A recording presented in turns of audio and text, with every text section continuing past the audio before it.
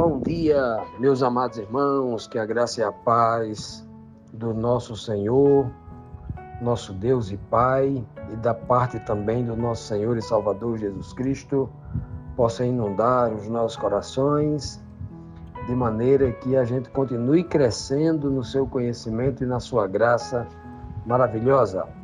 Meus amados, chegamos aqui ao estudo da nossa lição bíblica diária da terça-feira, lição 8 do livro de Isaías, ídolos destruídos, é o tema da nossa lição semanal.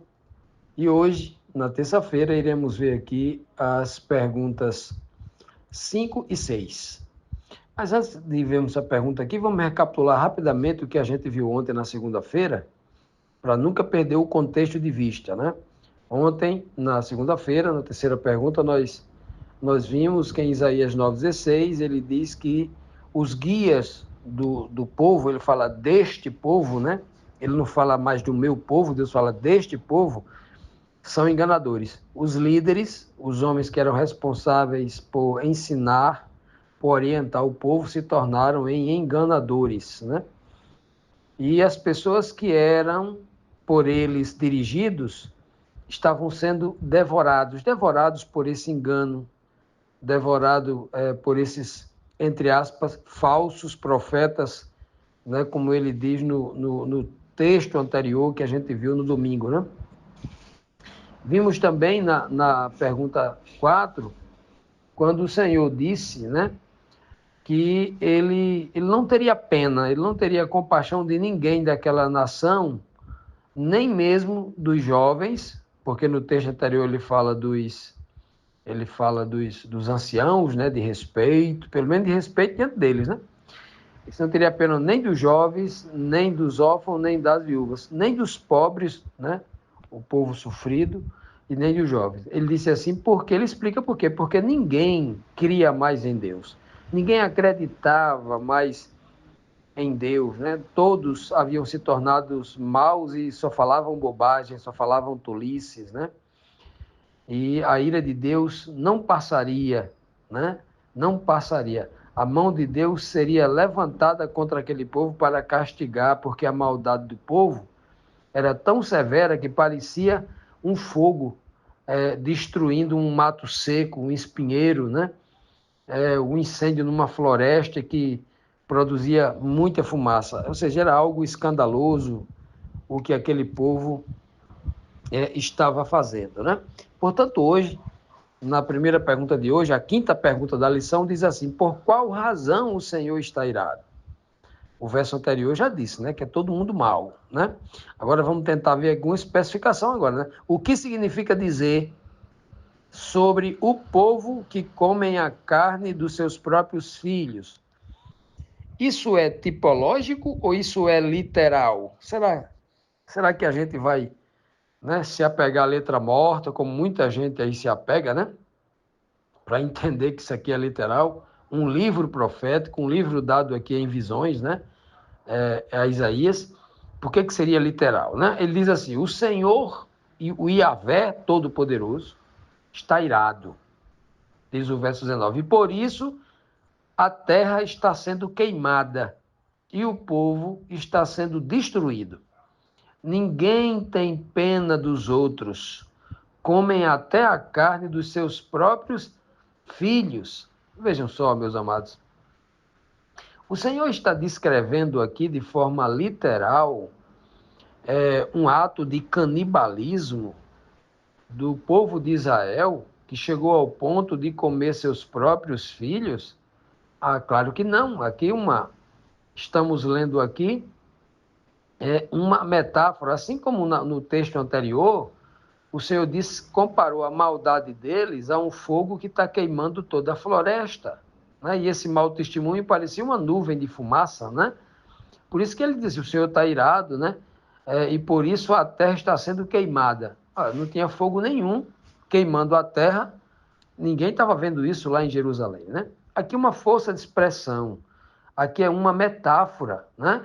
Uma metáfora poderosa, onde o Senhor, através de Isaías, está tentando expressar o nível extremo de desespero, de fome e destruição que o povo lá de Jerusalém, os judeus, iriam enfrentar, né, pelo juízo de Deus, né, que viria sobre aquele povo por causa da sua rebeldia, por causa do seu pecado. O juízo divino sobre Israel, marcado ali por guerras que viriam, né, o rei da Síria, como diz todo o contexto, pela fome, pelo desespero social, pela desordem social que isso ia causar, porque uma guerra ela causa, né? Ela desestrutura, ela cria um caos social, né? Então essa frase aí, cada um comerá a carne do seu próprio irmão, não necessariamente indica aqui uma ação de canibalismo literal, né? Mas a gente pode entender pelo que aconteceu, entendemos que isso pode significar aqui uma desintegração dos laços familiares e sociais ali entre eles, né? Isso é um primeiro entendimento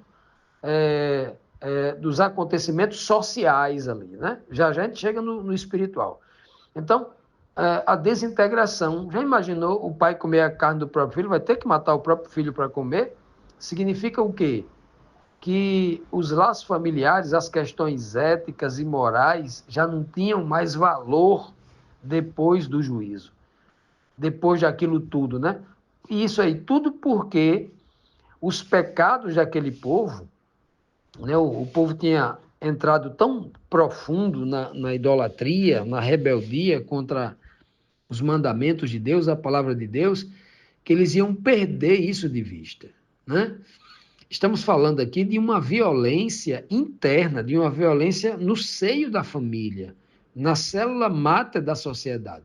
Uma violência onde as pessoas que têm um sentimento mais aprofundado de amor, de afeto, de paternidade, de fraternidade, né, que é dentro da família, isso seria quebrado. Então, imagine o nível de insensibilidade espiritual, moral, ética, né?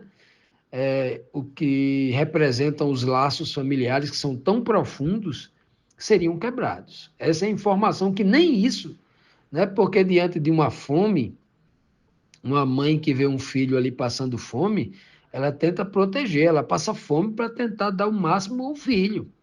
Mas uma mãe e um pai que se esquece do filho, né? O próprio livro de Isaías, lá no capítulo 49, versículo 15, ele diz assim: pode uma mãe abandonar um filho que ainda amamenta? Ele faz uma pergunta, que é uma coisa, né? Uma coisa, a não ser que seja por motivo de doença, de ordem emocional, né? Um trauma, né? Um trauma emocional muito profundo, que leva uma mãe a fazer isso, uma questão pós-parto, né? Tal. Mas uma mãe abandonar um filho que ama, como diz o texto lá em Isaías 40, pode a mãe abandonar um filho que ama e que amamenta no seu seio? Possível fazer isso. Então, uma família se desestruturando, como está aqui, mostra aqui o nível de caos, de desespero que eles iriam passar por culpa do pecado deles, né? E, obviamente, estamos falando aqui de uma fome tão severa, mas tão severa, que as pessoas seriam, assim, conduzidas, né, a um nível de desequilíbrio emocional de chegar a perder a humanidade, né, o respeito, né, uns pelos outros, né? Isso representa aí um colapso moral, espiritual, né, eles se destruindo mutuamente diante do juízo que está, que na verdade que vai ocorrer ainda, né? Que Isaías está apenas prevendo o que vai acontecer. Continuando aqui, meus amados, vamos aqui para a próxima pergunta, a pergunta 6, que diz assim: mesmo devorando a carne dos próprios filhos, o povo ainda continua com fome. Qual o significado há em continuam com fome, né? Que significado tem esta esta frase? Aqui vamos continuar a partir do verso 20, que a gente já leu. A gente já leu na pergunta anterior, o verso 20, quando diz: comem a carne dos seus próprios filhos, né? Então a gente vai continuar aqui, vamos voltar a ler o verso 20 e vamos complementar com o verso 21 para entender aqui essa pergunta. O texto diz: comem até a carne dos seus próprios filhos, cada um devora a comida que consegue arranjar, mas mesmo assim continuam com fome. O povo da tribo de Manassés ataca o de Efraim. O povo da tribo de Efraim ataca o de Manassés e os dois juntos atacam o povo de Judá. Mesmo assim, a ira de Deus não passou. A sua mão, a mão de Deus, continua levantada para castigar. Veja que o texto diz claramente que, mesmo eles comendo a carne dos seus próprios filhos, eles não se saciaram, eles continuariam com fome. E aí vejam só, meus amados, por que eles continuariam com fome depois de comer a carne do próprio filho? A mensagem está implícita no texto que vem seguinte. Ele está no texto seguinte, ele vai dizer aqui, ó, porque os irmãos estão contra os irmãos. A tribo de Efraim e Manassés eram irmãos, filhos de José, né?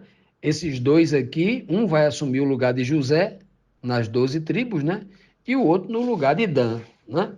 Então, Manassés e Efraim são os filhos de José que acabam entrando nas 12 tribos de Israel, inserido pelo próprio Senhor, né? Então, veja bem que coisa, né? Até porque Efraim depois tornou-se assim, a região de Efraim tornou-se a região inteira do Reino do Norte, né? Então, os filhos de Manassés e irmãos, filhos do mesmo pai José, olha que coisa interessante, atacam o outro. Aí eles se juntam agora para atacar Judá. Então, é uns irmãos contra os outros. Que coisa terrível, né? Então, veja só que primeiro irmãos de carne, Manassés e Efraim, atacam um ao outro, o outro ataca o um, e esses dois irmãos juntos vão atacar agora o tio, o mais velho, aquele que tem a condição de ser pai dele. Olha que situação terrível nós temos aqui nessa descrição, né? E eles fazendo isso, o Senhor deixa bem claro que a ira não cessaria, né? Por causa disso.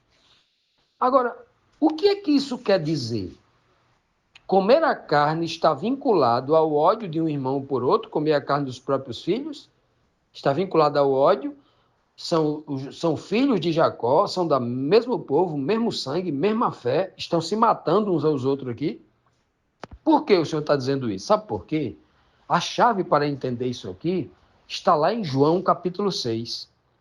Quando Cristo diz, a partir do versículo 48 até o 58, se nós não comermos a carne do Filho do homem, Jesus Cristo, nós não teremos vida em nós mesmos. A mensagem que Cristo está passando ali, ele está dizendo o seguinte: ó, vocês precisam comer a carne do Filho do homem no sentido espiritual, tipológico, né? Ele está dizendo assim, vocês precisam examinar mais Jesus na condição humana. Pare de estudar os cursos de teologias hoje, né? Que cada vez mais se distanciam do conhecimento verdadeiro de Deus, que é o espiritual profundo. Eles só estudam a divindade de Cristo. A humanidade de Cristo, a igreja não estuda. E Cristo dizendo, vocês precisam comer a carne, humanidade, carne humana, porque não tem carne divina. Vocês precisam comer, vocês só vão entender o amor de Deus quando vocês examinarem e compreenderem com profundidade quem é Jesus, o Filho do Homem. Aquele a quem Jesus chamou ele mesmo 82 vezes de Filho do Homem. E só 2 vezes, lá no Novo Testamento, Filho de Deus. Será que ele está chamando ênfase para essa questão? Por que a teologia moderna é tão cega que não consegue perceber isso? Só vai ter vida em si mesmo quem compreende o Filho do Homem. E como é que eu olho para o Filho do Homem e enxergo? Como é que eu me alimento? Eu tenho que me alimentar, quer dizer comer a palavra de Deus, entender a palavra de Deus. Essa é a expressão comer carne. O povo de Israel estava comendo a carne dos seus filhos. O povo de Israel estava comendo a carne do ser humano, do homem,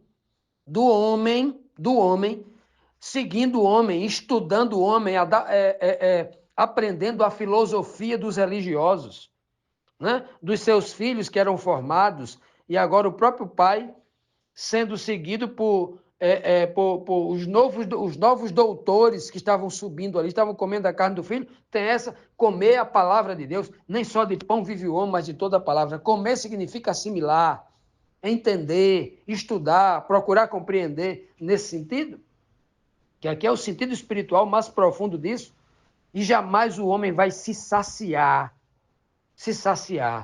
comendo a doutrina de um pastor de igreja, de um missionário, um pregador, seguindo líderes religiosos.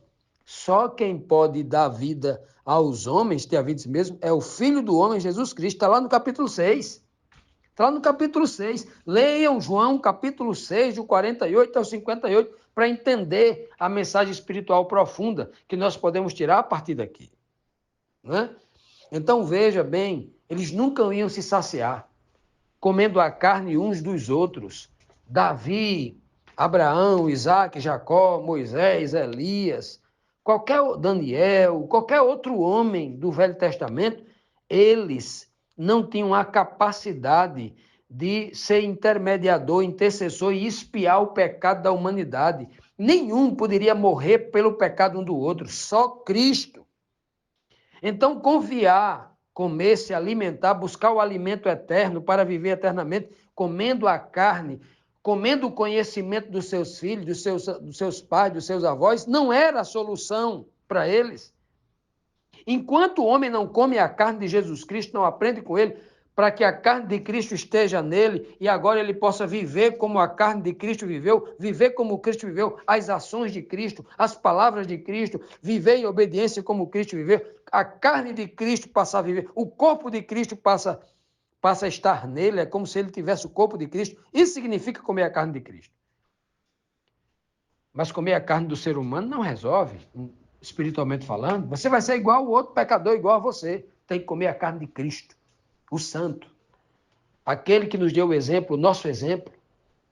E essa é a grande mensagem espiritual que a gente precisa tirar desse texto aqui, né? Maravilhoso, embora confuso para muita gente, mas essa é a beleza, a indicação da qual nós podemos buscar aqui em Isaías, muita gente se alimentando das culturas e do conhecimento humano, deixando de se alimentar do banquete que Deus nos deu em Cristo Jesus.